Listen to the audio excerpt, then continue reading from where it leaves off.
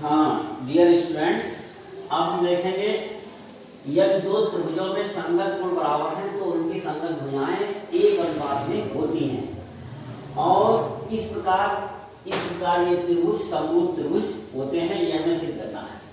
हमें ज्ञात क्या है? कोण ए के संगत कोण डी है और कोण बी के संगत कोण ई है और कोण सी के संगत कोण एफ है। तो हमने ये हमें ज्ञात है, ये संगत कोण बराबर हैं और सिद्ध हमें करना है त्रिभुज ए बी सी और डी ई एफ समरूप त्रिभुज होंगे।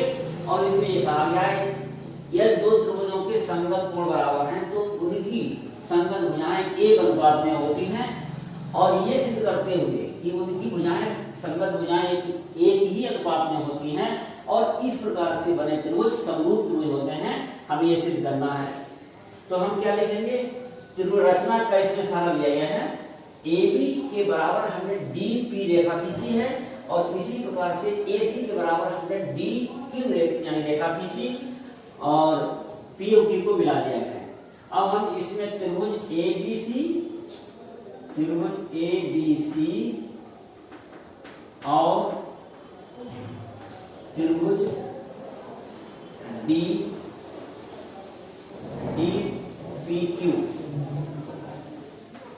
DPQ में देखेंगे कि हमें कोण A बराबर कोण D दिया गया है। क्योंकि ये बराबर क्यों है? क्योंकि ज्ञात है हमें पहले से ही कि संगत कोण बराबर है। और दूसरी बात, इसमें AB के बराबर हमने DP यानी DP रेखा को इस प्रकार से खींचा गया था कि AB के बराबर हो। तो हम लिखेंगे AB इक्वल टू DP हो जाएगा। और ये हमें एक नंबर बात ये मालूम है। ये क्यों मालूम है? क्योंकि रचना से ये बराबर है, क्योंकि रचना से हमने लिखा था। और इसी प्रकार से हमने AC बराबर DQ लिखा है। DQ को इस प्रकार से खींचा गया कि AB AC के बराबर हो। तो AB ये बराबर क्यों है? ये 2 नंबर की बात हो गई। और ये भी बराबर है क्योंकि रचना से इसको बराबर खींचा गया था। तो ये 3 चीजें बराबर हो गई हैं। 2 भुजाएं एक कोण, तो भुजा कोण भुजा समरूपता के अनुसार दोनों त्रिभुज सर्वांग समता के अनुसार ये त्रिभुज ABC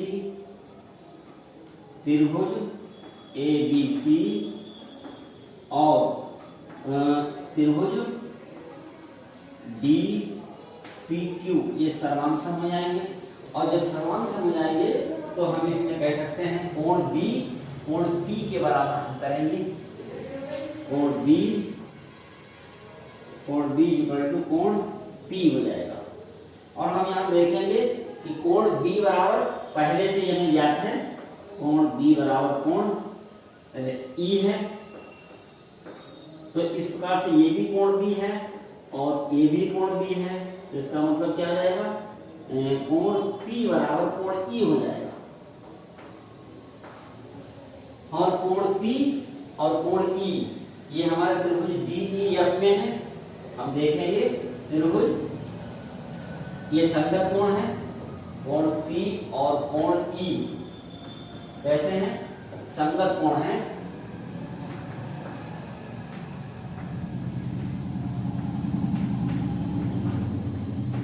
हम जानते हैं कि जब 2 समांतर रेखाओं को एक तिर्यक रेखा, ये समांतर रेखा मान लीजिए है और ये समांतर रेखाओं को एक तिर्यक रेखा काटती है तो उनके संगत कोण बराबर होते हैं। ऐसी कंडीशन में क्या होगा? ये तभी संभव होगा कि अर्थात ये संभव तभी होगा जब हमारा PQ समांतर किसके है? EF के है। PQ EF के समांतर होगा। अगर हम त्रिभुज DEF में ये देखेंगे कंडीशन अगर लागू हो रही है, इनके संगत कोण बराबर हो रहे हैं तो फिर ये PQ और EF एक दूसरे के समांतर होंगे।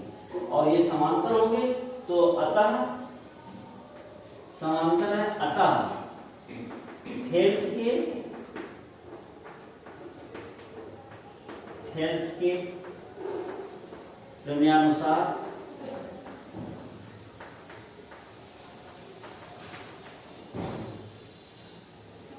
हम क्या लिखेंगे, dp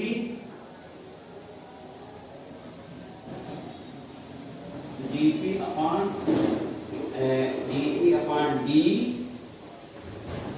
और ये हो जाएगा dq अपॉन df हो जाएगा।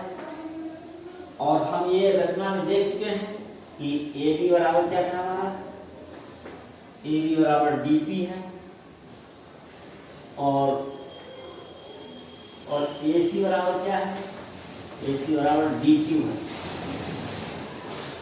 तो अगर हम यहाँ लिखेंगे AB, dp के स्थान पर लिखेंगे AB upon d,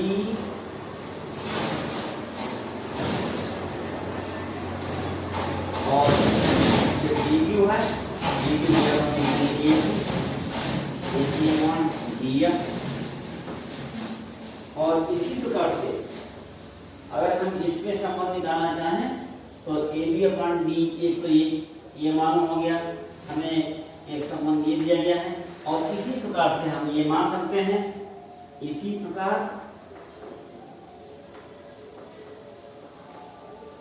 AB upon D is equal to, जो दूसरी संख्या भुजा कौन सी है, ये BC और EF के बराबर हो जाएगी, BC EF के संगत हो जाएगी। तो ये समीकरण मान लीजिए 2 है।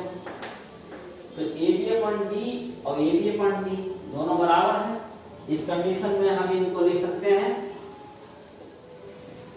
चाहे तो साइड लिख लीजिए समीकरण 1 व 2 से, तो लिखेंगे AB अपॉन 2 बार है, AB अपॉन D कॉमन हो जाएगा, ये AB अपॉन DE हो जाएगा is equal to BC upon EF हो जाएगा, और ये क्या हो जाएगा AC अपॉन DF हो गया। तो इस प्रकार से हमने देखा, हमें संगत कोण बराबर दिए गए थे और हमने उनकी संगत भुजाएं AB के संगत क्या है, D है, और AC के संगत क्या है, DF है, और BC के संगत क्या है, EF है। तो हमने सभी संगत भुजाओं का अनुपात बराबर निकाल लिया है। इस प्रकार से अतः त्रिभुज ABC समरूप होंगे त्रिभुज DEF के, और यही आपका प्रूव्ड हो गया। तो इस प्रकार से अगर दो त्रिभुजों में संगत कोण बराबर हैं तो उनकी संगत भुजाएं समान अनुपात में विभाजित करती हैं, और साथ में इस प्रकार से दोनों त्रिभुज समरूप त्रिभुज होते हैं। ओके।